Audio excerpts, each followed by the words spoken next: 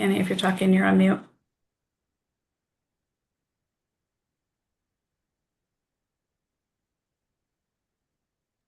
Sorry about that. We should be live now. Okay. Let's just wait a second until we see it on YouTube. There is a delay. Yeah.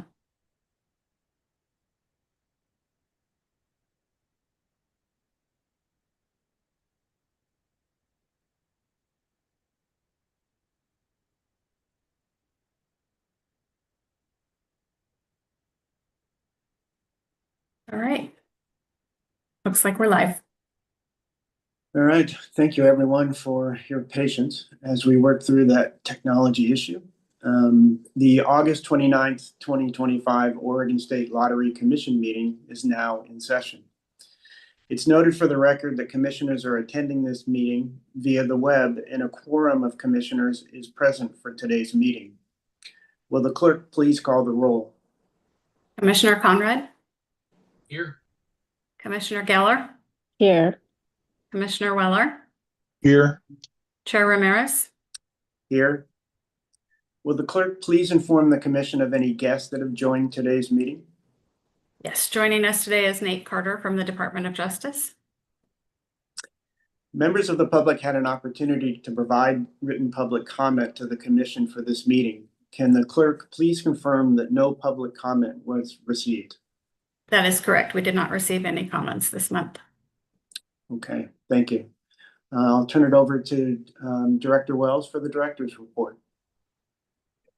Thank you, Chair Ramirez, Commissioners, good morning.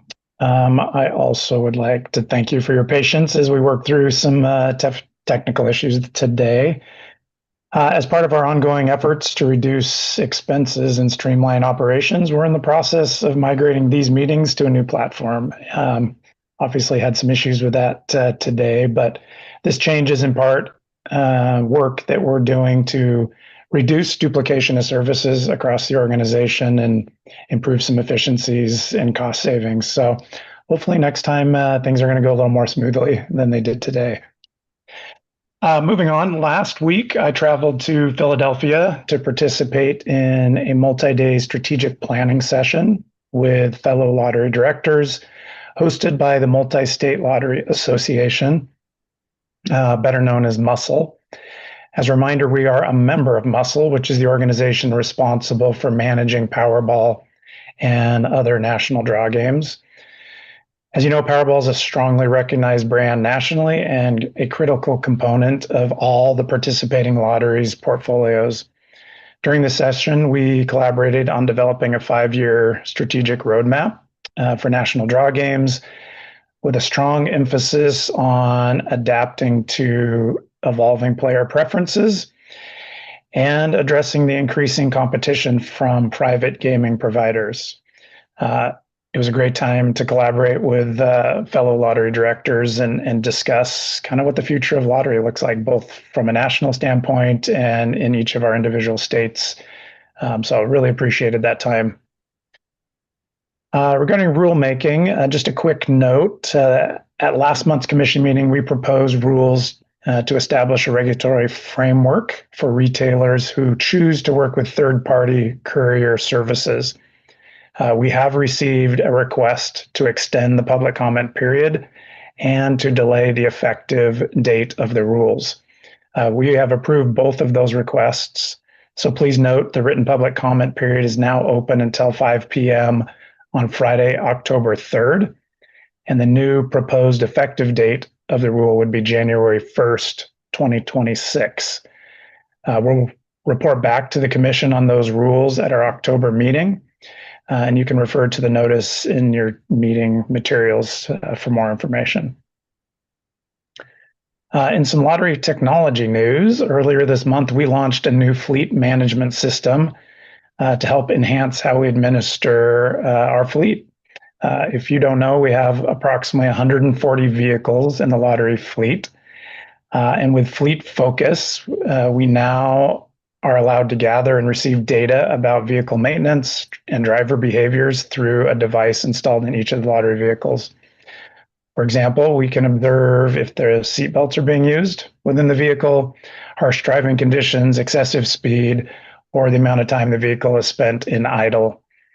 The new system is going to help reduce or improve safety, reduce risk, and hopefully optimize some costs.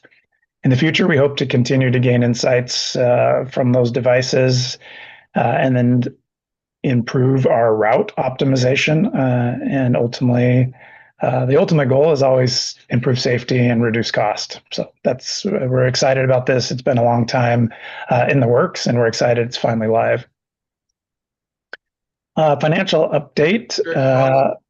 Yes, go ahead. I've got a couple questions if you have a second. Absolutely. Yeah. The first one, going back a topic, the extension. Who did that come from, and why did they request an extension? Yeah, so it's part of the public rule process. And so that request came from, I believe, a courier service and a retailer that works with a courier service, both, for requesting the extension. Okay, appreciate that. And then with the vehicles, is there any pushback from employee or unions about the big oppressive management always mother handing drivers and those kinds of things? Definitely some change management was necessary to roll this out, but I think they've embraced it at this point, that there's benefit to it in the long run. But yes, as with everybody, change management was important to explain the why behind it, that it's not, the purpose is not to catch you doing something wrong, but actually to improve safety across the organization and then improve our routes and optimize expenses. A lot of discussion is to the fact that you're carrying a cell phone. The cell phone is doing the same thing all the time. This is just an easier way for us to crunch the numbers and the data. So I think at this point, everybody's in support of the program. Thank you. You're welcome.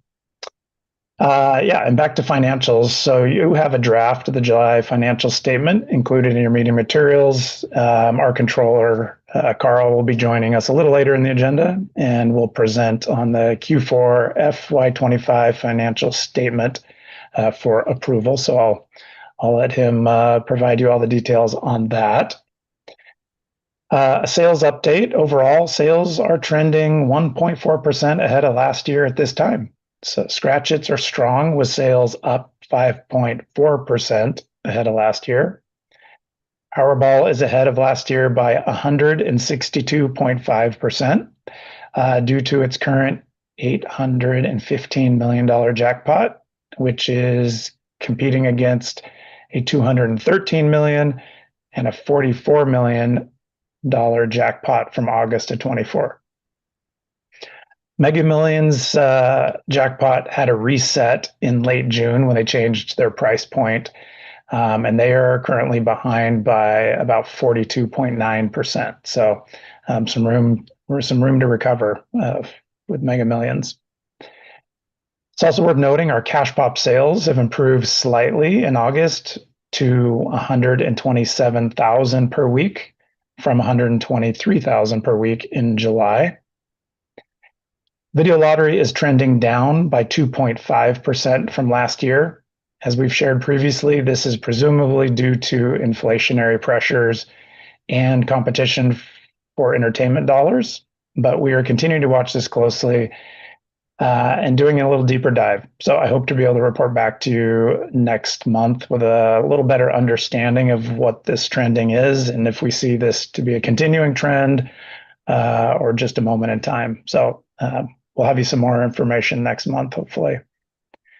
And then as far as sports betting is concerned, we hold steady with about a 7.5% increase in turnover from last year. So I'm seeing good results there. Some winner stories. First time winner, Erica S. from Gaston, purchased 3 Scratchits from the Valley Market in Yamhill.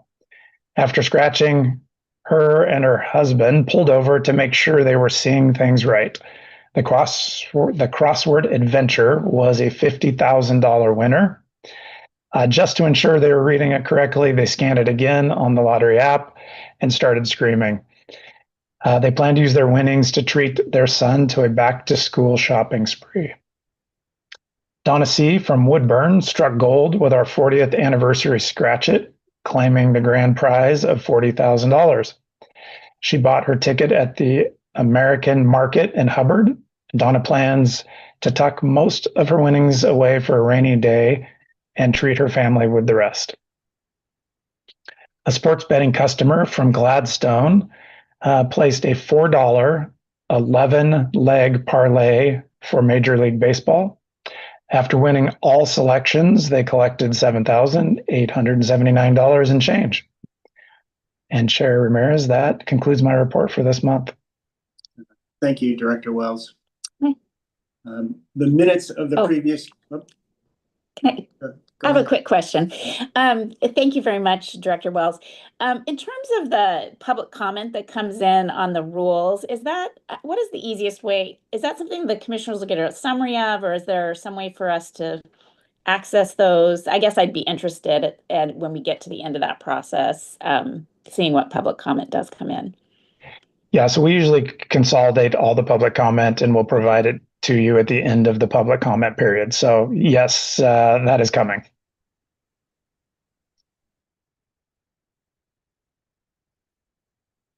Okay. The minutes of the previous commission meeting have been circulated to the commission in advance of today's meeting. If there are no changes to the minutes, is there a motion to approve? I'll move to approve Se- the minute. Second, of the-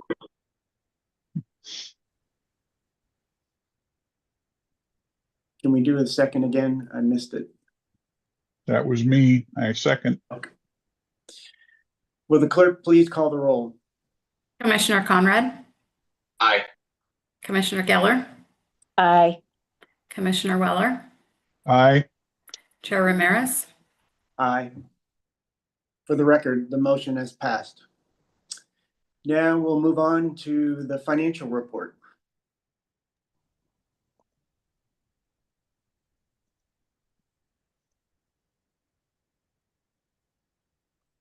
All right.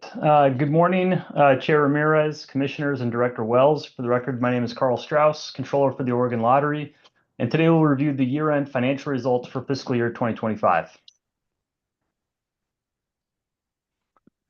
In fiscal year 2025, we transferred $937 million to the state. This equated to a bond coverage ratio of 5.3, which exceeded the amount required under our bond covenants for Oregon's lottery revenue-backed bonds.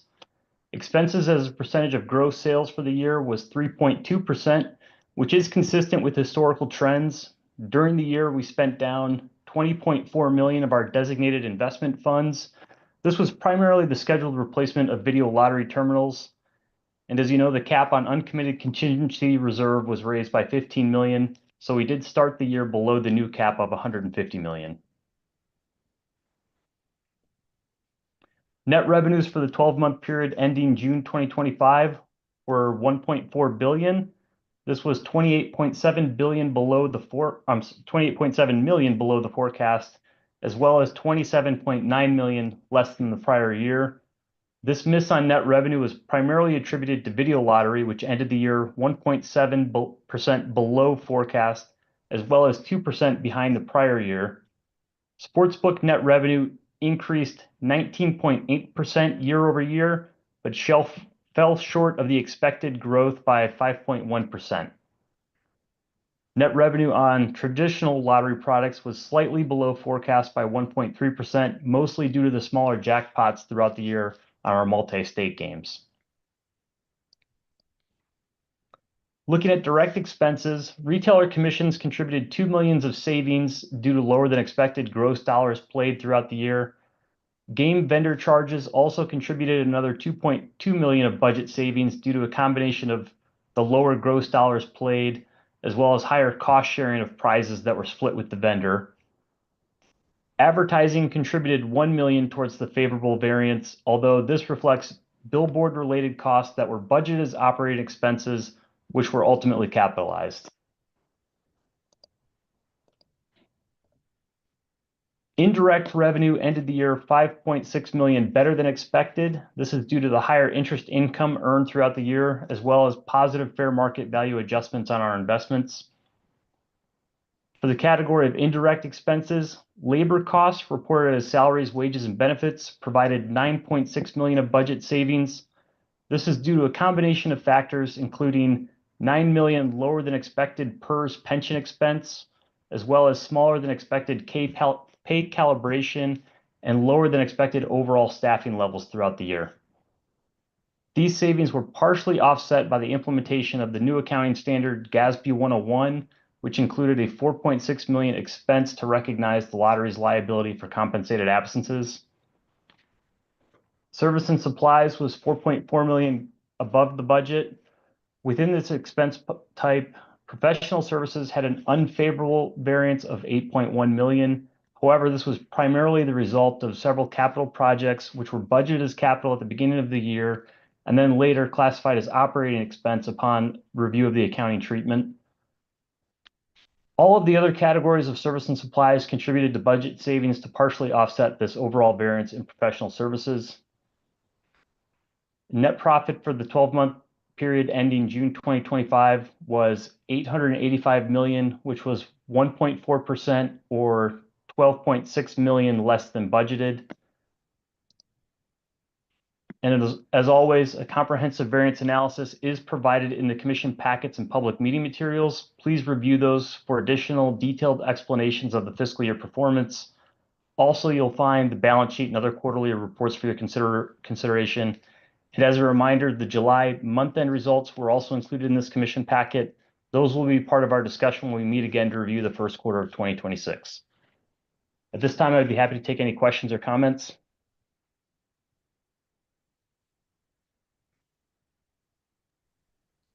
Carl, this is Charlie. I've got a question for you. I just want to understand that variance for the professional services within the budget framework as a whole. It's basically a wash, right? As I think I hear you say, it was budgeted under one, ended up going under a different one. So within the budget itself, it's going to wash out. It was just under different line items. Am I interpreting that correct?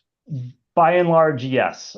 We had savings in our capital budget throughout the year. I believe it was about 5.5 million, which again, as projects come in, we look at them, budget them as capital, knowing that they'll mostly will be capital. But as the actual contract comes in and the activity takes place, some of that does get recorded as operating. So we did have kind of a reclass from the capital budget to operating expense throughout the year of about 5.5 million. Okay. And so I guess looking at the long term, I didn't get the answer I expected, so I'm still trying to understand. Does it a net zero within the budget overall? Because I'm looking at, when we go into the short session, is there going to be a request to adjust the budget numbers? Are we going to be seeing things coming out of the short session different with the budget, or are we just going to move forward with it? And if there is something that was overexpended in a line item that is not a wash within the budget, through some of the other savings mechanisms, is that going to eventually be washed out as well? Some of the salaries, some of those kind of things. So I'm just trying to put all those numbers together and understand the ramifications and the long-term aspect of this. Sure. Well, we did not, and we would not plan on doing a budget adjustment mid-year to adjust for this. And then when you think of, within the budget, the operating budget was over in this category, but we had, cash out the door savings on the capital budget side. And that savings on the capital budget are then available to help fund transfers to the state. Yeah, Commissioner Conrad, I would just, as a reminder, we, as a self-funded agency, we don't go to legislature for any budget adjustments. You, as the commission, approve our budget. So if we needed to have a budget adjustment of some kind, we would come back to you for that. So that the ultimate budget you approve at the beginning of the year is what we operate within. And if we had to make major adjustments within that, we would come back here. Thank you for that reminder. Appreciate that. Yeah. Commissioner Weller? Thank you, Chair Ramirez. For the record, at last month's meeting, I mentioned that I had a couple of questions regarding some of the numbers on the preliminary reports for the end of June. And I would like to go on record now as thanking Carl. He was kind enough to provide some time available to me. We had a very pleasant discussion about some of the items that he has specifically stated here. I don't know if I should take credit for getting that stuff in or not, but it doesn't really matter. So just for the record, I did have questions last month. Those have been addressed by Carl, both individually to me and again at today's meeting. Thank you. Thank you. If there are no other comments or questions, is there a motion to approve the financial statements? I move we approve the financial statements for the year end June 30th, 2025, as well as the information for July 31 of 25 as presented today. Can I interrupt for just a moment? July will be approved at a future meeting. Today is April, May, and June financial statements, just for clarification. Do I hear a second? I'll second with the clarification. Thank you. Will the clerk please call the roll? Commissioner Conrad, Aye. Commissioner Geller, Aye. Commissioner Weller, Aye. Chair Ramirez.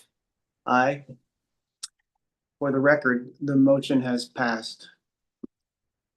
Now we'll turn it back over to Director Wells again for an alternative disclosure request.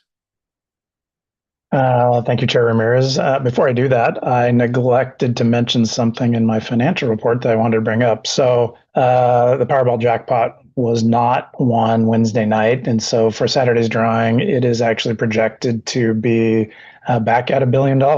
So we've gone some time without a run like this, which is obviously very, very good and exciting to see Powerball kind of back to where it typically runs. So just wanted to mention that. Regarding the alternative disclosure, in your meeting materials, you have a memo regarding an alternative disclosure request made by Albertsons Safeway LLC. The memo provides additional specifics. However, as a quick reminder, the alternative disclosure process we adopted in 2015 to reduce the personal disclosure requirements for qualifying companies. To qualify for an alternative disclosure, the applicant must be a public company or multi-state chain retailer with at least 30 retail locations, $10 million in gross sales, and over 300 employees, or be an entity owned by a federally recognized tribe. To date, the Commission has approved the use of the alternative disclosure process for 13 separate entities who have met this criteria. Staff and I have reviewed the specifics of Albertsons Safeway LLC and find it does meet the intent of the administrative rule requirements for alternative disclosure. And with that, I would recommend that we use the alternative disclosure process for Albertsons Safeway LLC, and I'm seeking your approval to do so. Any comments or questions from the Commission? Is there a motion to approve the alternative disclosure process request? I so move. Do I hear a second? I'll second. Will the clerk please call the roll? Commissioner Conrad, Aye. Commissioner Geller, Aye. Commissioner Weller, Aye. Chair Ramirez. Aye. For the record, the motion has passed. Now I just want to open it up to the commissioners or anyone else if there's any comments or other business that they wish to discuss.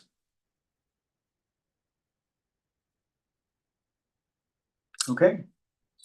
So this concludes today's meeting of the Oregon State Lottery Commission. The next meeting is scheduled on Friday, September 26th. Thank you all for attending today's meeting. The meeting is adjourned. Thank Thank you you, everybody. all. Have a good day. Thank you.